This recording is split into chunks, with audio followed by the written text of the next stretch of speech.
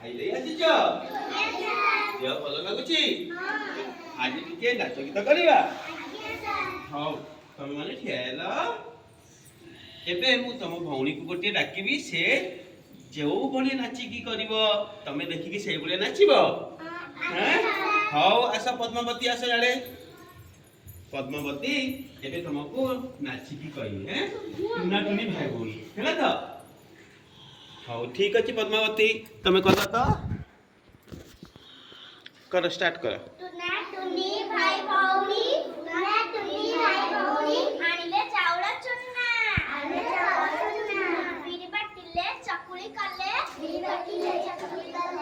କହିଲେ ଚଟିଆ ଅନ୍ନା, କବାଟ ଖୋଲି କହିଲା ଟୁନା, ମୁହେ